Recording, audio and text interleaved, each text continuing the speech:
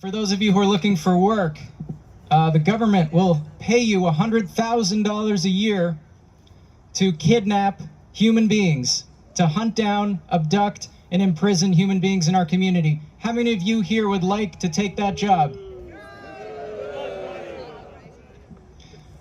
Let's sweeten the pot a little bit. They're willing to give a $50,000 signing bonus, and you get to completely violate the Constitution anytime you want, anywhere you want, regardless of who's watching. Whether a policeman's there, whether lawyers are there, you can do whatever you want. Would you take that job? No! I wouldn't either. I'm so grateful every week to be standing with people who are on the right side of history, who stand up for humanity and human rights in the Constitution. Now, as we've said before, we believe in the humanity of these government officials and these ICE agents who perpetrate this violence, but we cannot rely on some hero popping up out of this building and suddenly realizing that what they're doing is wrong and joining us. I hope it happens, but we cannot rely on that. That's why it's up to us. We have to be committed to this fight. But there's another aspect of this, which for those of you who've been coming for 29 weeks, you've heard this ad nauseum from us because it's something we truly believe. Every week, our disgust at what goes on here, our anger at the individuals who perpetrate this immense cruelty, who are hunting our neighbors, our sadness at seeing in our mind's eye this chasm between us and them, and within that chasm are 4,000 human beings that they've abducted in Massachusetts since January. These are livelihoods destroyed. These are parents who can no longer see their children. These are children who might never even know their parents or grandparents. These are aunts and uncles disappeared, more than 4,000 of them. But as our anger increases and our sadness increases and our frustration increases, as we stay awake at night thinking about this horrible action that's occurring in our country that is quickly becoming a permanent fixture of American society, what must also increase right alongside those feelings is our commitment to nonviolence. Dr. King and others throughout history have showed us that the only way to truly build a large-scale resistance, to truly bring everyone to the table, to stand up for what's right, is a commitment to nonviolence. The reason is love is always more welcoming than violence. Peace is always more welcoming than hatred. We must remain committed to this.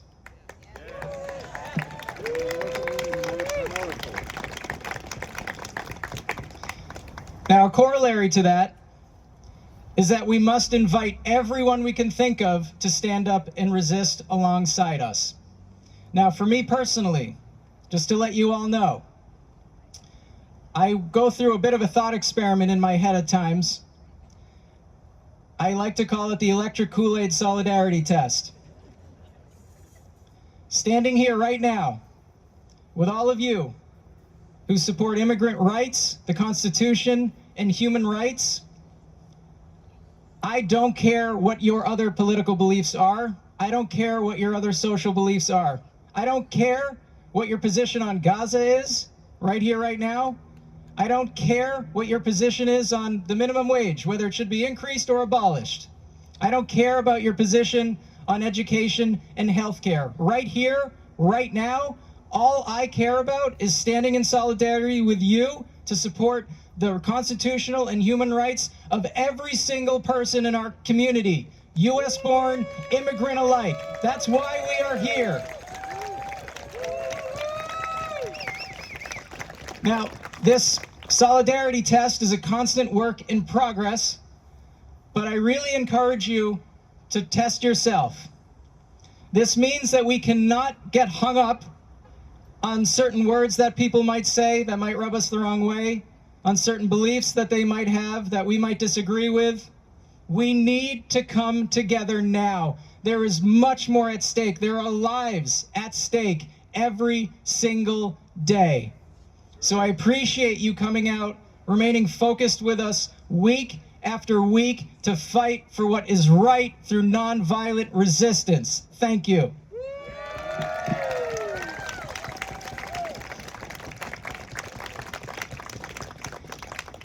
Now, throughout these weeks, one of the common questions that I receive is, where are our elected leaders in this? Where are they? What are they doing? I am so honored to have Senator Jamie Eldridge here with us today. I want to say just a few words about him. Yes. So I am so honored that he is my representative in Maynard, where I live. I first met Jamie at a No Kings rally. And what struck me was not just the words that he said. They were great, but I've heard politicians say a lot of great words over the years. What struck me was that I walked around my community. Everyone knew Jamie, not Senator Eldridge. Everybody knew Jamie. He is part of the communities that he serves. He doesn't just talk the talk. He doesn't just vote for great legislation. He proposes fantastic legislation for immigrants and others. And he doesn't just propose and vote for legislation. He shows up. That's what we need right now in this country. We need leaders like Senator Eldridge who show up.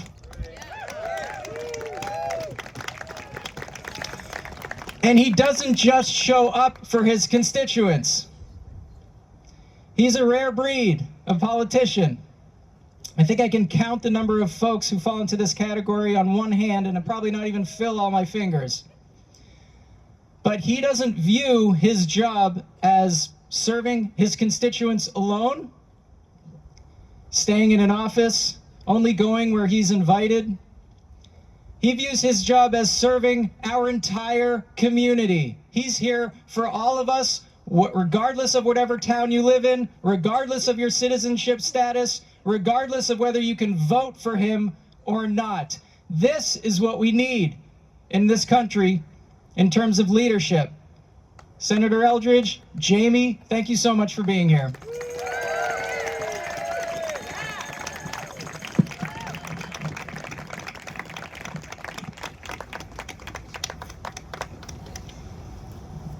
Well, thank you so much, Jared. And I've been reading for weeks about the turnout at this Bearing Witness Vigil, but this is just incredibly moving. I want to thank the interfaith leaders in the Burlington area for being in many ways the foundation of this vigil.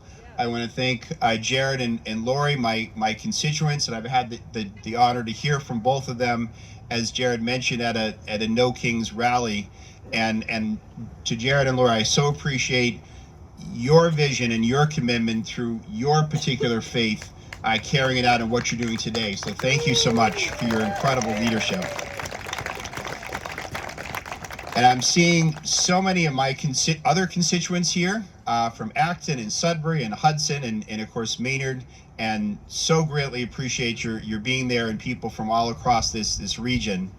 And as I think you already know, but I want to emphasize this, is that the power of peaceful protest, and I hope that you know that this is now one of the largest vigils, I think, not just in New England, but probably the entire country, standing against Donald Trump's mass deportation agenda. Please give yourselves a big round of applause. So I represent 12 communities, and as we all know, ICE is in pretty much every one of our communities, and that includes my hometown of Acton, that includes Maynard, but I also represent the city of Marlborough and the town of Hudson. And I mention that because listening to the poem read by the rabbi, as probably most people here are familiar, the city of Marlborough, the town of Hudson, has a particularly large Brazilian community, probably one of the largest outside of the Framingham area. Very proud to represent one of the largest Brazilian communities, not just in Massachusetts, but in the nation.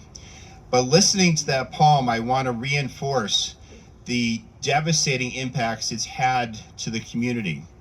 And it's not just myself getting a text or call every other day of another person getting picked up and arrested by ICE, another family ripped apart, and figuring out what I can do to support that family, but the impact it's had in the entire community.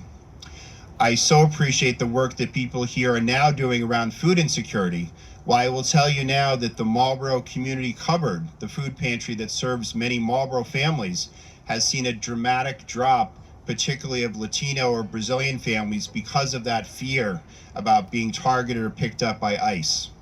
We know that many children, of Brazilian or Latino children in the Marlborough public schools, are not going to school out of great fear. And you're seeing an impact on the entire community. And so it's just absolutely devastating to see, particularly in cities or towns where there's a large immigrant community, this incredibly devastating impact. Because in many ways I represent such a diverse district, I am very proud to be the Senate sponsor of the Safe Communities Act. And I'll talk a little bit about that later, the details, but I want to emphasize is that it's so important to make it very clear that the actions by ICE, the actions by the Trump-Vance administration are making every single one of our communities less safe, right? If immigrant families don't trust the police to call the police when they witness something they don't like in their neighborhood or witness a crime, that makes every one of us in that community and across the Commonwealth less safe. And so that is part of what the Safe Communities Act legislation is focused on, and I think is important as this vigil is here today. It's also so important to be advocating for state legislation to make sure that state and local law enforcement, to make sure our local and state taxpayer dollars are not collaborating with Donald Trump's mass deportation agenda.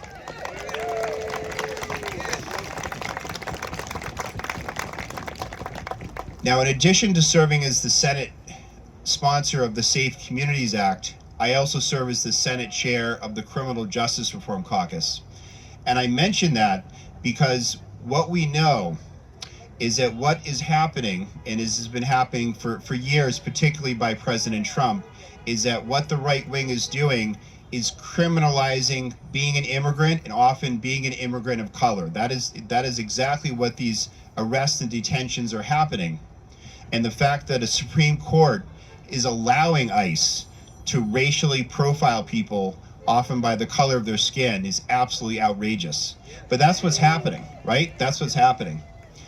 And I mention the Criminal Justice Reform Caucus because I want to emphasize the importance of your being here today, of bearing witness, but also what it means to so many immigrants, including those that are just behind me right now in detention.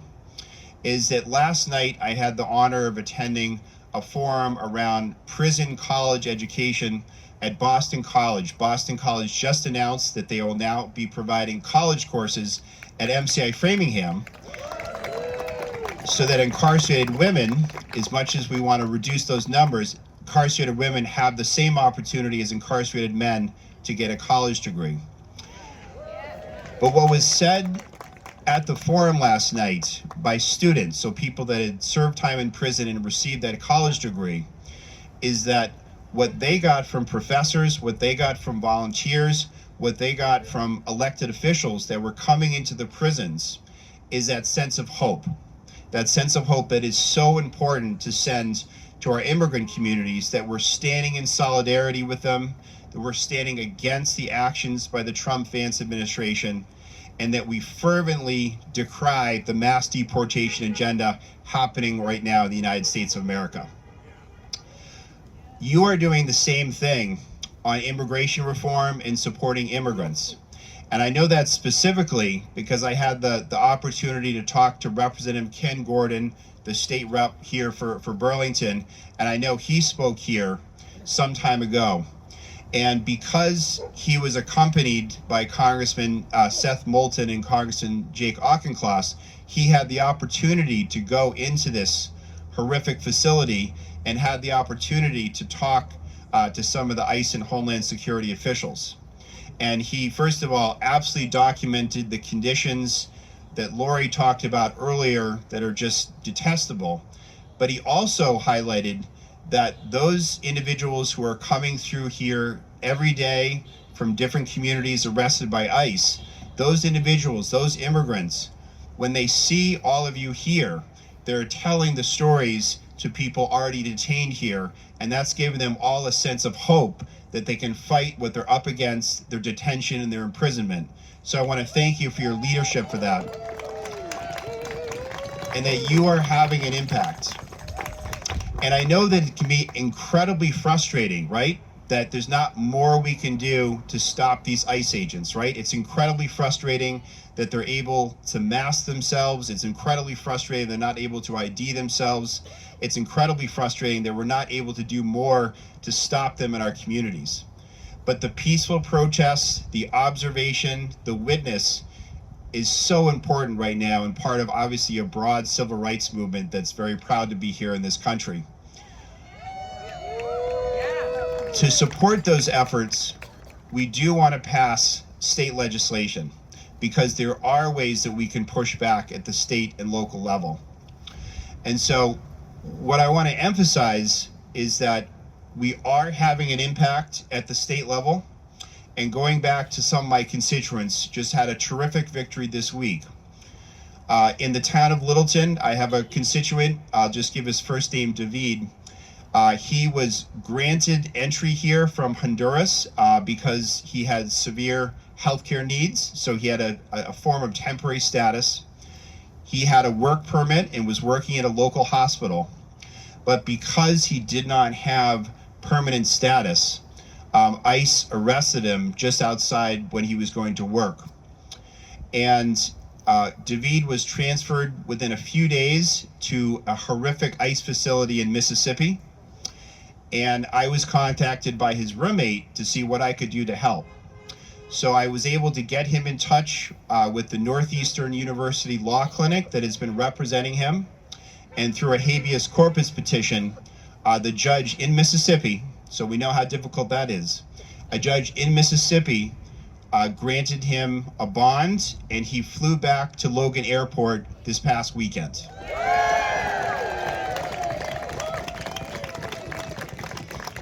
So there are things we can do to fight back, and the legislature, I am proud to say, in the budget, funded the Immigrant Defense Fund, $5 million to hire more immigration lawyers to represent people in detention. And although $5 million is just a drop in the bucket and we need to do a lot more, those grants are now going out to law firms, to nonprofits, to organizations like MIRA to hire more lawyers to represent people in court. That would not have happened without the advocacy of so many people here. And so I want to thank you for your advocacy in the budget this past spring. But now is the time to pass state legislation to better protect immigrant families in our Commonwealth. And so I'm very excited to announce, and this is the first announcement I have made, is that we just got a commitment that the Safe Communities Act is being heard by the Joint Committee on Public Safety on Tuesday, November 25th. It'll be at 11:30 a.m. at the State House. That's Thanksgiving week. I need you to come to the State House and stand up and advocate for that. But also, if you're not able to make it to the hearing, is talk to your state rep and state senator to co-sponsor the legislation and tell stories. Tell stories of your neighbors, of other immigrant families and their experiences to your legislators about the importance of that legislation. And that legislation, again, is making sure, first of all, that police are not allowed to ask the immigration status of anyone they interact with. That's not relevant to public safety work. It's to ban 287G agreements to prevent law enforcement from being empowered to act as immigration agents. Imagine how chilling that is. And that's happening in New Hampshire. You know, state and local police in New Hampshire are being deputized to act as immigration agents, so let's make sure that doesn't happen here. Informing immigrants that if they happen to get arrested, that they have the right to hire an immigration lawyer to represent themselves in court. So important. And finally, to make sure that police and court personnel are not informing ICE if someone in their courthouse, in their police station, is undocumented. So those are the 4 things that the Safe Communities Act does. So we need to take action on this legislation. And as someone who has filed this bill for well over 10 years, it's critical to reach out to your state rep and state senator to advocate for this legislation. We need to make sure to stand up for Massachusetts values, to make sure that we are not collaborating, we are not aiding and abetting ICE's mass deportation agenda, that we reject Donald Trump's racist and xenophobic rhetoric and actions, and again, to bear witness that we will not allow these assaults on immigrant families, immigrant communities that's happening in so many places in Massachusetts. So thank you so much for being here. I'm honored to be here. Thank you so much to Jared and Lori for inviting me. And I'm just so proud of the work you're doing, peacefully observing, and peacefully making sure that we reject what is happening just behind me. Thank you so much.